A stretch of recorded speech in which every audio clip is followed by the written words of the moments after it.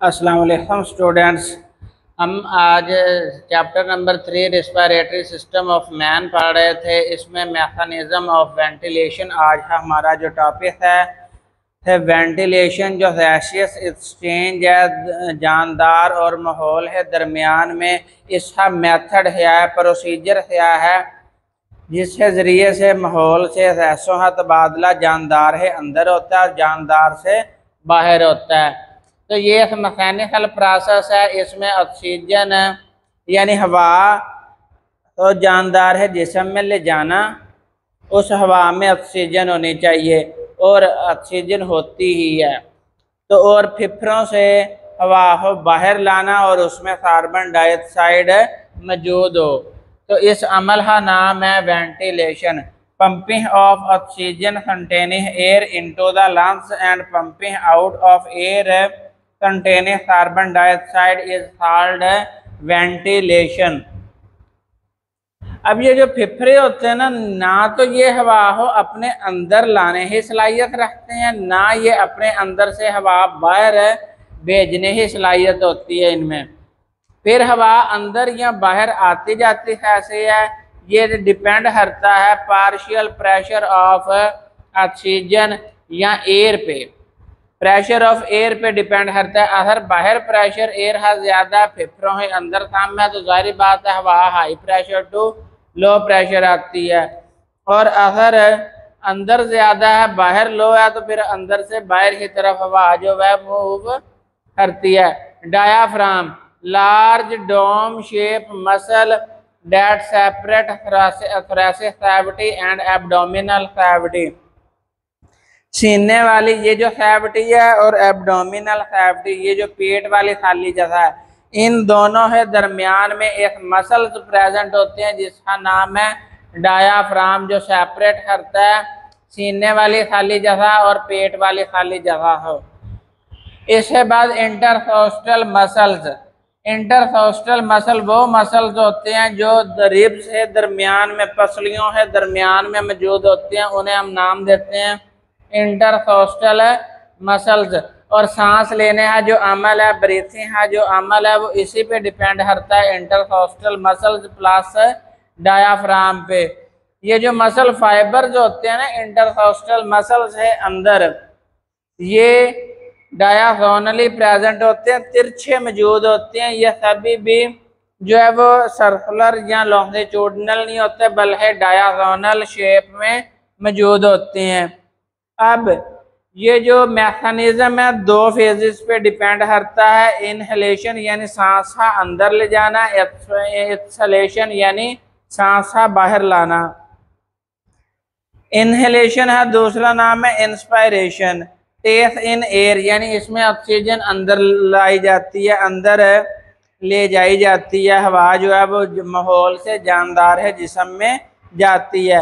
Active phase है, इस दौरान जो है वो डायाफ्राम कंट्रैक्ट करता है, इंटरकोस्टल मसल्स कंट्रैक्ट करते हैं, जिसकी वजह से सीने के अंदर जो है वो स्पेस ज़्यादा हो जाती है। जब सीने के अंदर स्पेस ज़्यादा हो जाती है तो इस वजह से उस पर वॉल्यूम ज़्यादा हो जाता है, उस वजह से प्रेशर कम हो जाता है, जिसकी वजह से जो है वो हवा बाहर से अंदर ही तरफ जाती है। Events ribs and intercostal muscles contract करते हैं, जिसकी वजह से पसलियां जो हैं वो ऊपर की तरफ उठती हैं। डायाफ्राम कंट्रैक्ट, और वो डायाफ्राम जब सुखड़ता है तो वो नीचे की तरफ जाता है। तो अब पसलियां ऊपर की तरफ उठी, डायाफ्राम नीचे की तरफ गया, जिसकी वजह से सीने के अंदर जो है वो स्पेस बढ़ जाती है। अब सीने के अंदर स्पेस बढ़ने की वजह से जो है वो प्रेशर कम हो जाता है। आपको पता है बॉयल्स लॉ का मानना है pressure is inversely proportional to volume.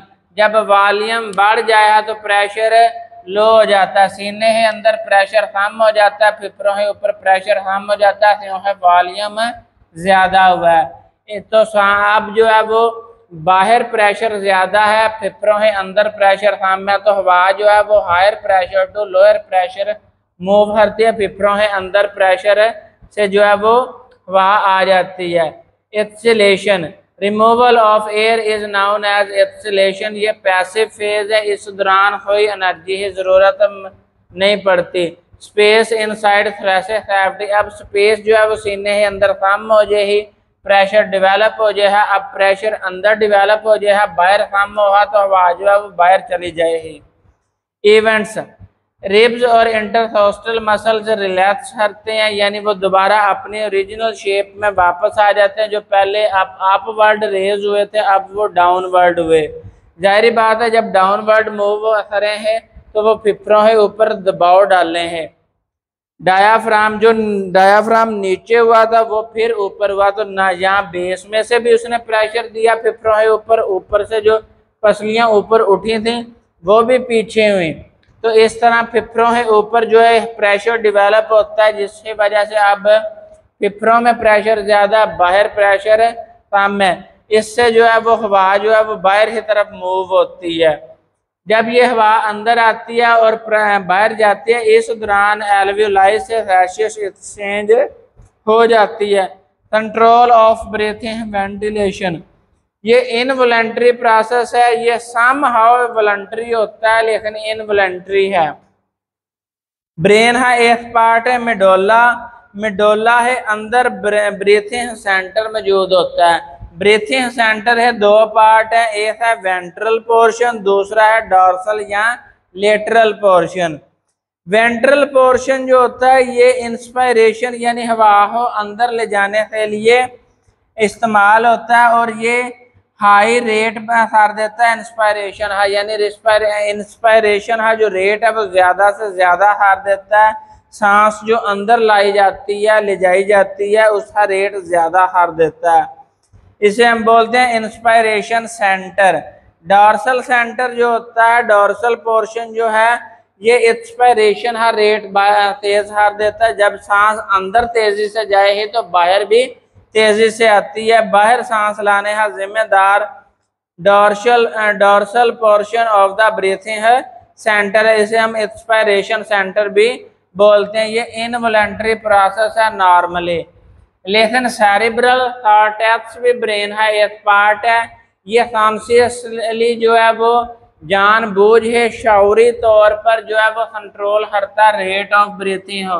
हम बाज़ दफ़ा सांस को जो है वो होल्ड कर लेते हैं, थोड़ी देर नहीं लेते, वो वॉलंटरी प्रोसेस बना लेते हैं। ये वॉलंटरी प्रोसेस जो है वो सेरिब्रल कॉर्टेक्स जो है ये करवाता है। इसके अलावा इमोशंस, जो लिम्बिक सिस्टम इमोशंस को कंट्रोल करता है, ये इमोशन भी जो हैं ये ब्रीथिंग सेंटर पे इफेक्ट करते हैं और रेट ऑफ रिस्पायरेशन या rate of inhalation and expiration पे असरअंदाज होते हैं। तो यहाँ पर ये दो टॉपिक हैं छोटे छोटे। इसके अलावा ये मैकेनिज्म ऑफ वेंटिलेशन जो है ये लॉन्ग क्वेश्चन है तौर पर भी पेपर में पूछा जाता है। इसमें आपने ये इंट्रोडक्शन प्लस इंस्पायरेशन और एक्सपायरेशन और इवेंट्स इन्हें डिस्क्राइब करने हैं। Control centre of the breathing जो है ये शॉर्ट क्वेश्चन है, तो ये शॉर्ट क्वेश्चन है तौर पर बोर्ड में पूछा जा सकता है। तो यहाँ पर ये दोनों टॉपिक हमारे क्लियर होते हैं। नेक्स्ट वीडियो में हम ट्रांसपोर्ट ऑफ गैसेस पढ़े हैं। उतनी देर के लिए फी अमान।